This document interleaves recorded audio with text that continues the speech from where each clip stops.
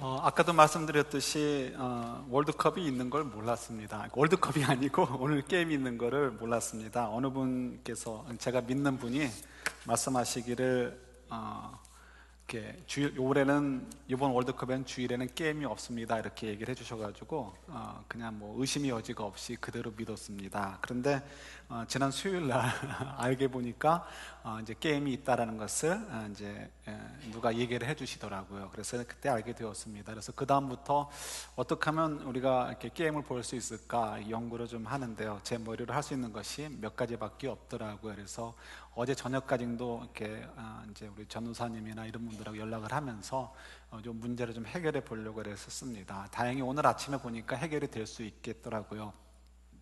그 와중에 제가 이렇게 이야기를 들은 것이 있습니다. 몇몇 작은 교회에서 또 작은 교회다 보니까 자기 건물이 없으니까 예배 시간이 조금 늦춰지죠. 그러니까 월드컵 시간과 겹쳐진다는 거예요. 그래서 예배 시간을 조정하거나 예배를 30분만 드리고 마치기로 했다는 것입니다.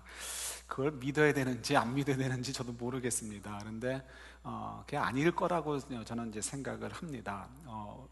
아무리 우리 월드컵이 좋아도 저도 굉장히 좋아해요. 월드컵이 좋아도 하나님께 예배 드리는 것과는 비교할 수가 없죠. 우리가 얼마든지 예배 드리고 그 다음에 볼 수 있으면 되잖아요. 그죠? 그런데 우리 흥분하게 되어버리면 다른 것이 보이지 않습니다. 그래서 거기에 이제 집중을 하게 되고 그러다 보면 우리가 실수를 하게 되죠. 우리가 하나님과 예배 드리는 것은 이건 신비롭고 기적입니다. 우리가 어떻게 보이지 않는 하나님을 향해서 예배를 드릴 수 있겠습니까? 이 하나님은 만왕의 왕이신 분이십니다. 우리가 쉽게 예배 드린다고 해서 쉽게 대할 수 있는 분이 아니죠. 그 하나님은 정말 온 우주의 통치자이시고 그 하나님께 우리가 예배를 드릴 수 있다는 것, 그 하나님이 우리를 구원해 주시고 우리를 만나 주셨다는 것 자체만으로도 우리는 더 이상 얘기할 수 없을 만큼 감사한 것이고 그 감격 속에서 어느 것과도 바꿀 수 없는 소중한 시간이 바로 예배이죠. 그래서 이 예배라는 것을 우리가 이렇게 소홀히 여길 수 없습니다. 그런데 우리가 월드컵이라는 거에 한번 이렇게 흥분하게 되면 저희들도 모르게 그것이 흔들릴 수 있는 거죠. 이것은 제가 이제 미리 준비했던 말씀이니까 여러분 오해 없이 잘 들으시면 좋을 것 같아요. 지난 여행 동안에 좋았던 것이 몇 가지가 있는데 그 중에 한 가지는 NBA 파이널 게임을 본 것입니다. 저는 NBA를 좋아하지만 이제 이렇게 많이 게임을 보지는 못합니다. 일단 TV가 나오지도 않고 시간이 좀 아깝잖아요. 그래서 그냥 보지는 못하지만 그래도 NBA를 관심을 갖습니다. 특별히 아들이 관심이 있어서 더 이렇게 이제 대화하려고 관심을 갖습니다. 감사하게도 요 휴가 기간에 파이널이 있어가지고 파이널 게임 가운데 세컨 게임을 제외하고 1, 3, 4 이 네 게임을 전부 다 보았습니다. 그래서 얼마나 감사했는지 모르죠. 특별히 이제 저나 아들이 둘 다 이렇게 원하는 팀이 이기기를 원하는 팀이 샌안토니오 스퍼스였는데 또 저는 개인적으로 팀 덩컨의 그런 분이 있어요. 팀 덩컨의 팬이기도 하고 그래서 너무너무 기분 좋았고 저는 둘 다 만족을 했습니다.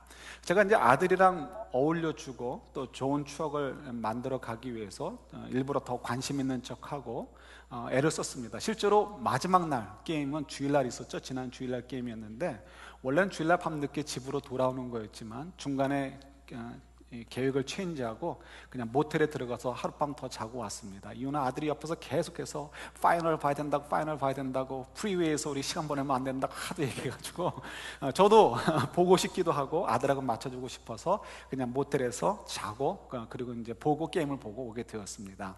근데 사실은 제 마음속에는 NBA 게임을 보기 전에 마음속으로 다짐한 것이 있습니다. 제가 이 휴가 때 3가지를 저 스스로에게 숙제를 냈었는데요.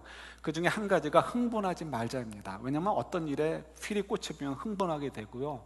흥분하게 되면 정말 중요한 걸 놓치게 되는 실수를 범할 수 있게 되죠. 오해할 수도 있게 되고 정말 이렇게 아주 소중한 것들을 놓쳐버릴 수도 있게 되죠. 그래서 흥분하지 말자가 제 숙제 가운데 하나였습니다. 그래서 NBA 파이널이 있기 때문에 잘됐다. 이 파이널 게임을 보면서 내가 흥분하지 않도록 해야지 라는 마음을 가지고 또 기도하면서 묵상을 하면서 게임도 이렇게 보게 되었습니다. 근데 실제로 정말 게임을 보면서 조금밖에 흥분하지 않고 다행스럽게 크게 흥분하지 않고 게임을 다 볼 수 있었습니다. 왜 그랬을까요? 기도에 빨이 받아가지고 제가 득도해서 그랬을까요? 그게 아니고 샌안토니오 스퍼스가 너무 잘해가지고 게임이 일방적으로 흘러가니까 뭐 흥분하고 할 게 없어요. 그냥 재미가 없이. 그래도 다행히 우리 팀이 이기니까, 내가 서포트하는 팀이 이기니까 좋다는 정도로 그냥 보게 됐지, 뭐 처음부터 뭐 20점 차이로 막 나가게 되니까요, 뭐 이렇게 흥분할 겨를도 없었죠. 그러나 우리가 그 부분에서 제가 이게 받는 도전이 있습니다. 여러분, 흥분이라는 것이 참 얼마나 위험한 것인지요. 우리가 게임을 보면서 흥분을 합니다. 열심히 응원합니다. TV에 보면은 개그맨들이나 사회자들이 나와서 얘기를 하죠. 우리 온 국민들의 성원을 모아서 뭐 이렇게 보내야 됩니다. 브라질로 보내야 됩니다. 갑니까? 안 갑니다. 우리가 아무리 게임을 보고 흥분하고 좋아하거나 또 실망한다고 속상한다고 해서 그것이 실제로 저 게임, 브라질 현장에서 벌어지는 게임에는 조금 더 영향을 끼치지 못합니다. 그런데 우리는 거기서 왜 흥분하고 합니까? 이유는 거기에 재미가 있고요, 다른 말로 얘기한다면 자기 만족 혹은 자기 즐거움 때문에 그렇죠. 자기 만족과 자기 즐거움 때문에 거기에 대해서 이렇게 애를 쓰고 즐거워하고 또 그냥 기뻐하고 또 슬퍼하고 화를 내는 것이지, 거기서 흥분하는 것이지 다른 이유 때문에 그렇지 않습니다. 이 흥분이라는 것은 좋은 의미도 있지만 적어도 자기 만족 혹은 또 자기 즐거움 때문에 흥분을 하는 것에 있어서는 우리가 굉장히 경계를 해야 되죠. 왜냐하면 그것이 정말 여러 번 말씀드렸듯이 우리에게 중요한 것을 놓치게 만드는 것이 있기 때문에 그렇습니다. 우리가 얼마나 많은 경험들이 있습니까? 이런 흥분하는 것, 자기 만족과 자기 즐거움 때문에 흥분해서 일을 망치는 것, 실수하는 것들은 너무나 많이 있죠. 우리 일상생활 속에서도 얼마나 많이 있습니까? 내 뜻대로 되지 않을 때 흥분하게 되고요, 그때 되면은 내가 하지 않아야 될 얘기를 자기도 모르게 뱉어버려서 이렇게 스스로 실망할 때도 있고 문제를 더 악화할 때도 있고요. 또 쓸데없는 것에 흥분해가지고 땡기는데 흥분하면 어떻게 해요? 가산을 다 탕진하고 자녀들도 다 힘들게 만드는 일들, 그런 일들이 얼마나 많이 있습니까? 그래서 그런 것들을 우리가 잘 아는 것처럼 우리가 흥분에 대해서 이렇게 조심하셔야 되는 것, 이걸 우리가 잘 이렇게 알으셔야 되는 거죠. 그래, 이 흥분 때문에 우리가 이렇게 놓치는 것들이 얼마나 많은가. 우리 뭐 오늘 성가대 찬양만 봐도 그렇습니다. 우리 성가대 찬양 첫 소절이 뭔지 기억나셔요? 시편 119편 105절 말씀이죠. 주의 말씀은 내 발의 등이요 내 길의 빛이니이다. 우리 성가대가 그렇게 찬양을 해주셨고 믿음의 고백으로 찬양을 해주셨어요. 우리는 아멘으로 받았습니다. 근데 실제로 우리가 정말 주의 말씀은 내 발의 등이요 내 길의 빛이니이다 라고 믿고 사십니까? 저 솔직한 얘기로 저를 포함해서 여러분들이 대부분이 그렇지 않다고 생각을 해요. 우리가 부분적으로 믿습니다. 천국 가고 싶어서 믿는 부분이 있고요, 하나님의 복을 받고 싶어서 믿는 부분이 있어요. 그러나 우리가 정말 왜 하나님 말씀대로 그렇게 살지 못하는가? 이유는 사실은 우리가 아멘하고 받았던 그 말씀, 믿음의 고백으로 찬양 드렸던 그 말씀, 시편 119편 105절의 말씀이 마음으로는 솔직한 얘기로 100% 트러스트가 가지 않고 100% 우리가 믿지 못하고, 그래서 우리가 그 길을 따라가지 않는 거예요. 우리가 그러면서 솔직해질 필요가 있는 거죠. 왜 그럴까요?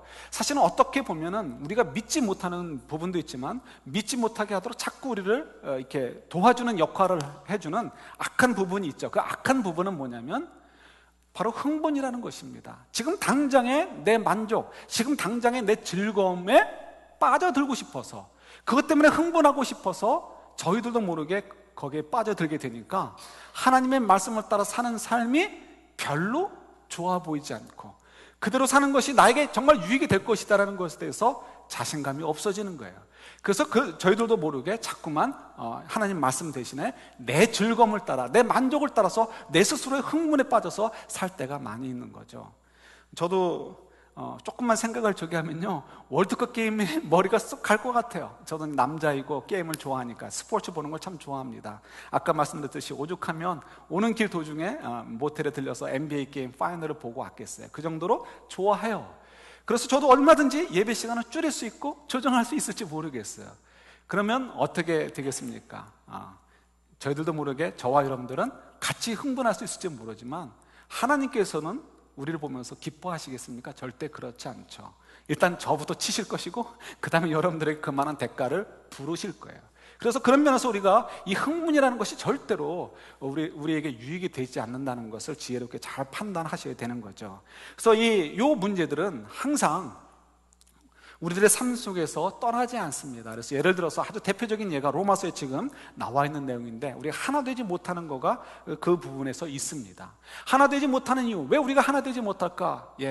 뭐 쉬운 예로 얘기한다면 자기 만족과 자기 즐거움이라는 그 흥분 때문에 우리가 정말 중요한 것을 놓쳐버리기 때문에 하나 되는 것을 놓쳐버리는 경우가 많이 있는 거죠.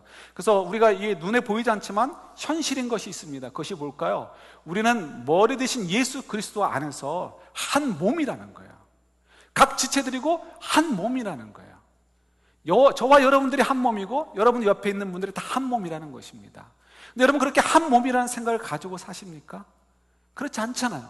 우리는 원수까지도 사랑하라라고 하나님께서 기대하시는 그런 생명을 소유한 자들입니다. 그러나 그렇지 않고 저희들은 원수까지도 사랑하기는커녕 부부간에도 원수가 되어버리고 성도들 간에도 원수로 만들어버릴 때가 얼마나 많이 있어요. 뭐 많다는 것이 뭐 매일 있다는 것이 아니라 그만큼 있다는 거죠.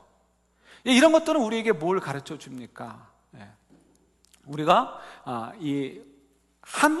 하나가 되는 것조차도 우리가 이렇게 쉽지 않다는 것을 우리가 확인할 수가 있게 되는 거죠. 이유는 다른 데 있지 않아요? 이 흥분 때문에 그렇습니다. 자기 만족, 자기 즐거움을 때문에 생기는 이 흥분에 우리가 빠지기 때문에 우리가 하나 되는 것을 놓치는 경우들이 많이 있죠.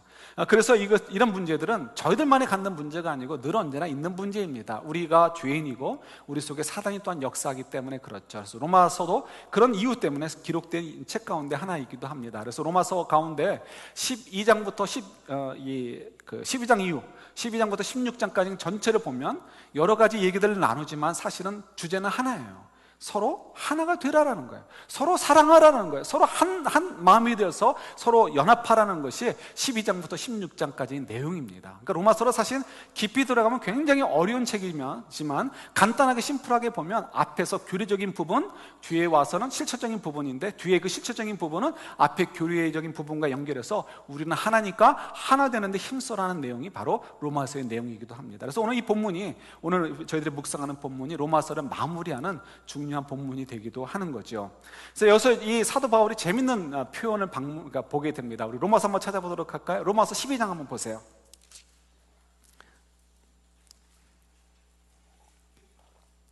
로마서 12장 1절 한 절만 한번 볼게요. 다른 데 찾아보지 않고 1절 한 절만 보도록 하겠습니다. 같이 있습니다. 그러므로 형제들아, 내가 하나님의 모든 자비하심으로 너희를 권하노니 너희 몸을 하나님이 기뻐하시는 거룩한 산 제물로 드리라. 이는 너희가 드릴 영적 예배니라. 아멘. 자, 여기 보시면 우리가 하나님께 드릴 거룩한 산 제물로 드려라, 이것이 저희가 드릴 영적 예배다라고 얘기하는데요. 여기 보면 형제들아,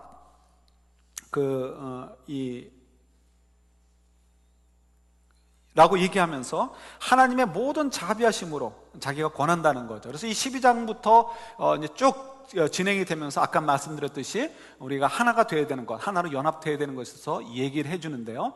이거 좀, 그러니까 지금 시간을 저도 좀 세이브하기 위해서 14장으로 넘어가도록 하겠습니다. 14장에서 1절 한 절만 보도록 할게요.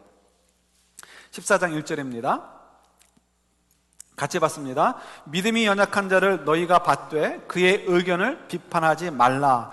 자, 여기서 보면 믿음이 연약한 자를 이렇게 너희가 받으라라고 얘기합니다. 너희는 누굴까요? 믿음이 강한 자겠죠. 믿음이 좀 강한 자들은 믿음이 연약한 자들이 하는 그들의 의견, 그러니까 어떻게 보면 좀 엉터리 같은 이야기를 할지라도 비판하지 말고 받아주어라 라고 얘기를 하고 있는 것을 보게 되죠. 보세요. 여러분, 여기서 믿음이 연약한 자는 누굴까요? 그리고 믿음이 강한 자는 누굴까요? 그걸 좀 알아야 우리가 이 본문을 이해할 수 있겠죠.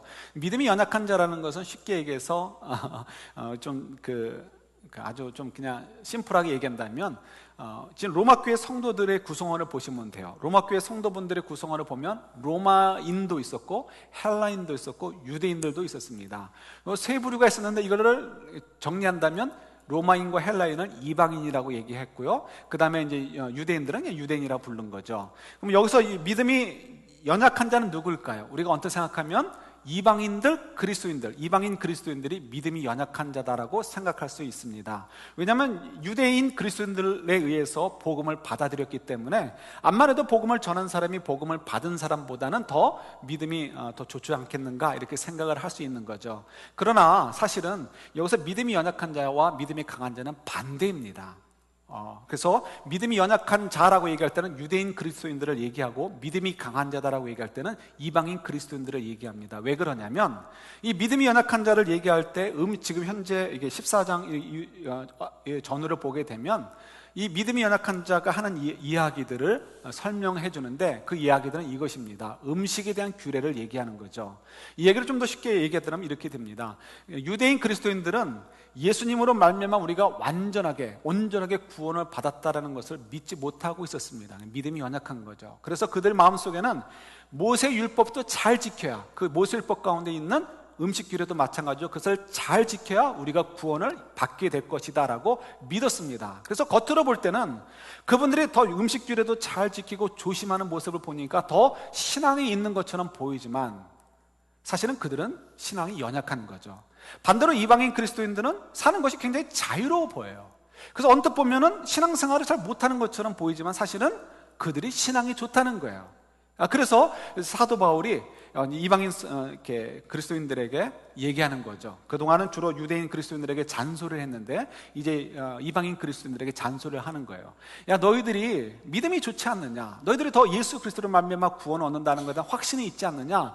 대신에 지금 유대인 그리스도인들은 연약하니까, 그래서 아직도 음식 가지고 이러쿵저러쿵 하니까 너희들 그들의 의견이 엉터리라고 비판하지 말고 그냥 좀 받아줬으면 좋겠어 라고 얘기해주고 있는 것이 14장의 내용이죠. 그래서 그 14장을 읽어보시면은 바울이 이렇게 저렇게 논리를 펴가는 것을 보게 되는데 그 중에 한 가지를 발견하게 됩니다. 그것은 뭐냐면 사도 바울이 이방인 그리스도인들에게는 이렇게 얘기하고 또 유대인 그리스도인들에게는 또 저렇게 얘기하는 것처럼 서로 다르게 얘기하는 것처럼 느껴지는 것을 발견하게 돼요. 그게 뭐냐면 쉽게 얘기하면 이것입니다. 이방인 그리스도인들에게 얘기하듯이 하면서 그들의 의견을 지지해 주는 것이 있어요. 그건 뭐냐면 신학적으로는, 말씀으로는 너희들이 옳다라는 거예요. 음식을 가지고 이러쿵저러쿵 하면서 가려 먹을 필요 없이 마음껏 그냥 먹으면 된다는 거예요. 어차피 구원은 예수 그리스도의 은혜로 구원을 얻었기 때문이다 라고 얘기하면서, 그래서 이 신학적으로는 너희들이 옳다라고 지지를 해줍니다. 그런데 그 후에 가서는 바로 19절부터 21절에 보면 그 후에는 반대로, 그러나 우리가 실제로 살 때는 유대인 그리스도인들이 좀 엉터리 같은 얘기를 하지만 그들이 얘기하는 대로 우리가 좀 음식에 대해서도 조심하면서 살자라고 얘기를 합니다. 언뜻 보면 사도 바울이 줏대가 없는 것 같아요. 이 사람이 얘기할 때는 이렇게 얘기해주고 저 사람이 얘기할 때는 또 저렇게 얘기하는 것처럼 사람들을 두려워하고 왔다 갔다 하는 것처럼 느껴집니다. 그러나 지금 사도 바울은 그런 의도가 아니고요, 사도 바울의 관심은 하나가 되는 데 관심이 있는 거예요. 그래서 믿음이 좋은 사람이 믿음이 약한 사람들에게 좀 맞춰줘가지고 우리가 좀 서로 덮어주면서, 그래서 우리가 하나가 되는데 애를 쓰자라고 얘기하고 있는 것입니다. 줏대가 없는 것이 아닌 거예요. 이것은 이렇게 하고 저것은 저렇게 얘기하는 것이 아니라 결국은 핵심은 사랑이라는 거죠. 하나가 되는 것이라는 거예요. 그래서 사랑으로 하나가 되자라고 얘기를 이제 하고 있는 것이 바로 이제 14장의 내용이기도 합니다. 그래서 저희가 이 14장의 내용을 통해서도 좀 느낄 수 있는 것은, 우리가 빠져야 될 것은 어떤 것이 논리적으로 더 맞느냐, 혹은 또 어떤 것이 좀 더 그르고 어느 것이 좀 더 옳으냐라는 어떤 논리적인 싸움을 가지고 있는데 그 일에 흥분하고 빠지는 것이 아니고, 우리가 사도 바울이 얘기한 대로 인내와 위로로, 다른 말로 얘기한다면 하나님 안에서의 사랑에 우리가 빠져야 된다는 것을 우리에게 가르쳐주고 있는 거죠. 바로 그것이 14장과 15장 연결해서 주시는 사도 바울의 교훈이 되기도 합니다. 그래서 저희들이 정말 중요한 부분이 있는 것 같아요. 우리의 하나됨, 우리가 서로 하나 된다는 것은 우리가 하나님께 영광을 돌리는 실제적인 일이라는 거죠. 우리가 어떻게 무엇을 가지고 하나님께 영광을 돌리겠습니까? 우리가 너무 큰 거 생각하실 필요 없는 것 같아요. 가장 기본적인 것부터 우리가 서로 하나 되는 것, 사랑으로 위로와 또 이 인내를 가지고 사랑해 주는 것으로 우리가 하나가 된다면 그것만 가지고도 충분히 하나님께 영광을 돌릴 수 있다는 거죠. 그런데 문제는 이것이 참으로 어려운 것입니다. 그래서 5절에 되어 있는 말씀대로 서로 뜻을 같이하여 하나가 되는 일, 이건 얼마나 어려운 일인지 모릅니다. 사도 바울도 알죠. 그러니까 사도 바울이 그냥 하나가 되자라고 얘기하지 않고요, 먼저 뭐를 전제로 깔죠. 누구를 닮자고요? 그리스도를 담자라는 거예요. 근데 그리스도의 성품을 담는데 그리스도의 성품을 가지고 얘기할 때 하나님의 성품을 가지고 얘기하죠. 뭐죠? 하나님의 성품? 인내와 위로입니다. 인내와 위로. 이 인내와 위로하는 마음을 가지고 우리가 서로 하나가 되자라고 얘기하는 거죠. 얼마나 어려우면 하나님의 성품을 가지고 얘기했겠습니까? 그 얘기 뭐냐면 우리는 마땅히 하나님의 자녀들이니까 하나님의 성품대로 닮아가야 되는 거죠. 하나님의 성품을 닮아가는 것이 하나님의 기쁨이 되어지는 거고 하나님께 영광이 되는 거잖아요. 그것을 저와 여러분들이 해야 된단 말이에요. 주님이 우리를 위해서 기대하고 계시다는 거예요. 그래서 하나님의 이 신앙의 기본인 거죠. 하나님을 흉내내는 것, 하나님의 성품을 닮아가는 것, 그것을 가지고 우리가 한다면 우리가 서로 하나 되는 것에 도움이 된다라는 거죠. 그래서 이 문제는 절대로 우리가 포기할 수 없는 문제예요. 왜요? 하나님께 영광이 되는 문제이기 때문에 그렇습니다. 그래서 아까도 말씀드렸듯이 사도 바울은 지금 12장 이후에서 로마서를 마무리할 때까지 그 문제를 계속해서 다루고 있는 거죠. 자, 그런데 저희들이 생각할 것이 있어요. 뭐냐면 이렇게 저도 신경을 안 쓰려고 하는데 자꾸 신경이 쓰여요. 그래서 참 이게 참 무서워요. 한번 이게 마음에 가면 저희들이 하나 되는 것, 이 인내와 그 위로로 하나 되는 것, 이게 참 이렇게 중요하고 어려운 일이지만 하나님의 성품을 닮아가면서 우리가 해 가야 되는 부분인 거죠. 근데 이것이 우리가 하나 되는 것 자체가 꼭 하나님께 영광 돌리는 것은 아니라는 것을 우리가 좀 짚고 넘어가야 됩니다. 이 말이 뭐냐면 최근에 이런 일이 있었죠. 여러분 PC USA에서 한 가지를 결정을 했습니다. 그게 뭔지 아시죠? 보도들을 많이 보셨을 거예요. PC USA에서 최근에 결정하기를 동성 결혼을 이렇게 허용해 주기로, 교회에서 받아주기로 결정을 내렸습니다. 그 얘기는 뭐냐면 저희 교회가 만약에 PC USA다 하면 어느 동성 커플이 와가지고 저에게 주례를 해주세요 라고 한다면 저는 노 할 수 없다는 거예요. 무조건 해줘야 되고 하나님의 이름으로 축복을 해줘야 된다는 거죠. 이건 좀 저희들이 좀 다른 문제인 것 같아요. 우리가 동성 연애를 하는 분들이 있다고 한다면 그분들을 무조건 배척하기보다는 그분들을 좀 이해하는 것이 우리에게 좀 필요합니다. 왜냐하면 그분들이 죄에 빠져 있는 것이고 병에 걸려 있는 것이기 때문에 그렇죠. 그래서 저희들의 입장에서는 그분들을 배척하는 것, 이 나쁜 놈들하고 배척하는 것으로 끝나는 것이 아니고 그들이 좀 힘들지만, 우리가 힘들죠. 그렇지만 인내와 위로를 하는 마음을 가지고 그들을 좀 받아가지고 그들이 좀 치료받을 수 있고 말씀으로 변화될 수 있고, 그리고 뭐 상담을 받든지 의학적인 치료를 받든지 어떻게든지 그들이 그 죄에서 벗어날 수 있도록 도와주는 역할을 저희들이 해야 되죠. 그러면서 애들이 좀 동성 연애자들에 대해서 무조건 핏대만 세우고 징그러워할 것이 아니고 좀 우리가 좀 그 인내와 이 그 품어주는 마음이 조금 우리에게 좀 필요합니다. 그러나 그것과 그분들을 치료하기 위해서, 그분들을 구원하기 위해서, 그렇게 하기 위해서 우리가 좀 인내하는 것과 그분들의 결혼을 허용하는 것과는 다르죠. 결혼을 허용한다는 것은 어떤 의미에서 이제 치료의 단계는 포기해버렸다, 그들을 그냥 그대로 인정한다는 의미가 되기 때문에 그렇습니다. 그래서 PCUS의 경우는 더 이상 자기들끼리 싸우지 않고 하나가 되었다는 면에서는 성공을 했는지 모르지만, 그러나 그 하나가 된 그 자체 때문에 하나님이 기뻐하실 거라고는 생각이 되지 않습니다. 그러니까 저희들도 어떤 면에서 우리가 무조건 하나만 되면 된다, 이게 아니고 우리가 하나 되는 때 어떻게 하나 되야 되느냐, 그것은 하나님이 기뻐하시는 뜻대로, 하나님이 원하시는 그 기대대로 우리가 하나 되는 것이 중요하다는 거죠. 이제 아들이 커가니까 이제 제가 아들에게 영향을 줄 수 있는 것이 점점 줄어드는 것 같아요. 그래서 여행 중에 한번 이제 예배를 이제 드렸는데, 그때는 제가 예배를 드렸습니다. 야외에서 같이 예배를 드렸는데 그때 너무 좋았어요. 너무 좋았는데 그렇다고 매주일 그렇게 드릴 수는 없고 그래서 어떻게 하면 우리 아들에게 영향을, 이렇게 마지막 영향을 좀 줄 수 있을까, 그래서 고민을 많이 합니다. 그 중에 하나가 이제 여성, 그러니까 이성 친구를 사귀는 것에 대해서도 좀 얘기를 좀 해주는데요. 너 결혼할 때 어떤 사람 만났으면 좋겠니? 이런 얘기 하다가 이제 그런 얘기도 합니다. 결혼할 때 여러 가지를 봐야 되지만 제일 중요한 것은 신앙이고 그 다음에 성품이야, 이런 얘기들을 합니다. 이런 뭐 아직 어려서 그런지 고개를 끄덕끄덕거리고 기억을 하고 있더라고요. 작년에도 얘기하고 그랬었는데 아직 기억을 하더라고요. 예, 맞습니다. 왜 우리가 아는 것처럼 결혼에 있어서 이 신앙과 성품이 중요할까요? 우리 결혼이라는 것은 성적인 니드를 채우기 위해서 하는 것도 아니고, 경제적인 니드를 채우기 위해서 하는 것도 아니고 외로우니까 결혼하는 것도 아닙니다. 결혼이라는 것은 주님께서 우리에게 기대하시는 삶을 좀 더 완성적으로 잘 이렇게 살아가도록 하기 위해서 주님께서 예배해 주신 짝을 만나는 것이고, 그 목적 때문에 우리가 결혼을 하는 것이죠. 그 속에서 우리가 뭐 성적인 니드도 채우고 경제적인 니드도 채우고 외로움도 달램을 받지만, 궁극적인 것은 하나님이 우리에게 주시는 인생의 목표를 이루어가는 데 있어서 좀 더 완성도를 높이기 위해서 우리가 결혼을 하는 것입니다. 이거는 북한에서 얘기하는 어떤 그런 것과는 다른 거예요. 여러분 잘 이해하실 거예요.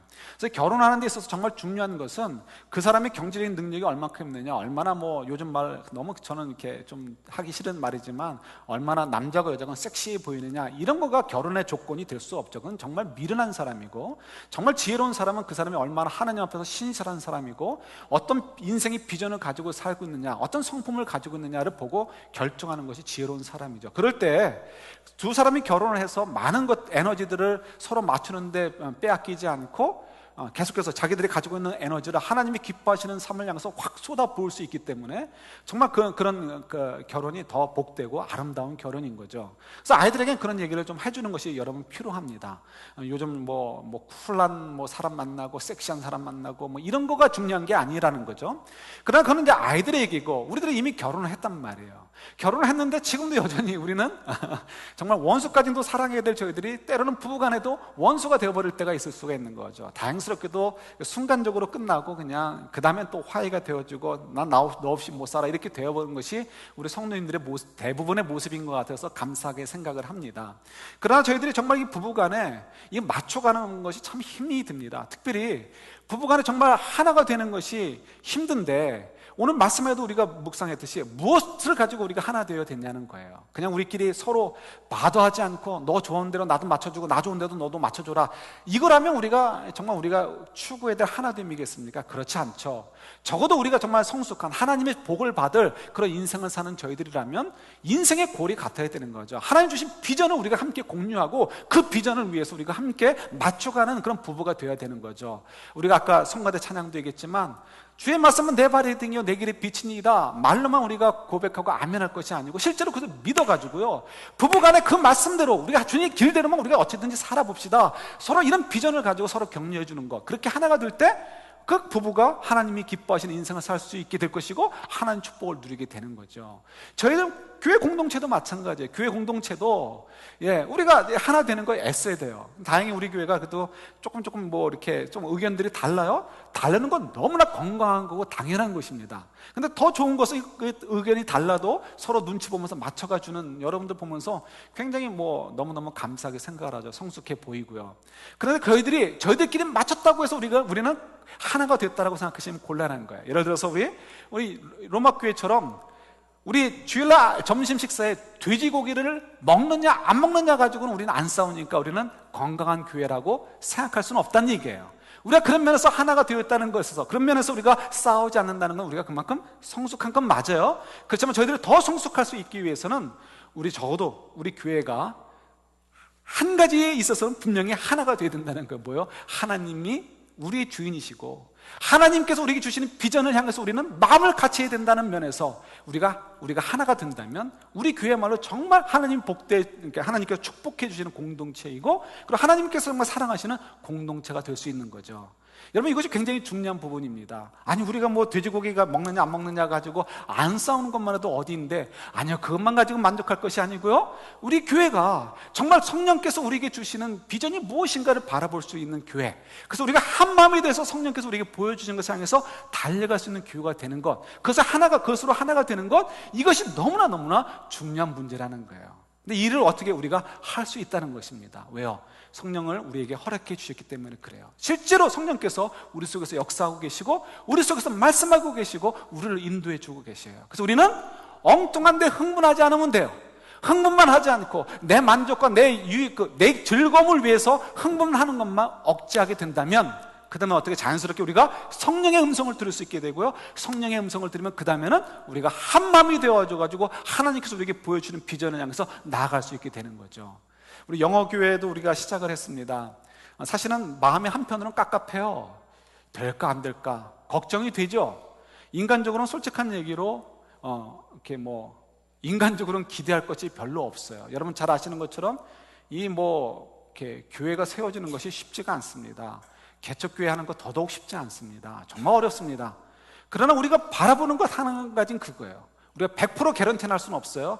그러나 적어도 우리가 지금까지 기도해오고 달려온 바에 의하면 이건 정말 주님께서 우리에게 주시는 하나님의 뜻이다라고 우리가 믿어지는 거예요. 100% 개런티는 안 되지만, 그러나 지금 저희들이 욕심을 내려놓고도 우리가 보면은 이건 하나님 우리에게 맡겨주신 일이고 우리에게 지금 주시는 찬스가 아닌가라고 저희들이 믿어지는 거죠. 이해가 되는 거죠. 그래서 저희들이 인간적인 생각으로는 우리가 너무 고통스럽고 힘들 것 같지만 그 길을 가려고 하는 거예요. 그 길을 통해서 앞으로 10년 후, 20년 후에 이 샌프란시스코 젊은이들 속에서 어떻게든지 우리가 영혼을 구하고 그들의 인생이 하나님께 기뻐하시는 인생들로 변화되고 세워지도록, 훈련되어지도록 하는 일에 우리가 하나님께 쓰임 받을 수 있지 않을까라는 그런 기대감 속에서 저희들이 그 길을 가는 거죠. 그래서 여러분, 이 문제에 있어서도 우리가 하나 되는 것, 우리가 이제 하나 되어서 지금 결정하고 가잖아요. 그래서 여러분, 이 문제도 우리가 이렇게 여러분 계속해서 좀 기도해 주시고, 또 특별히 여러분 정말 중요합니다. 가정에서부터 하나 되는 것을 위해서 정말 도전해 보십시오.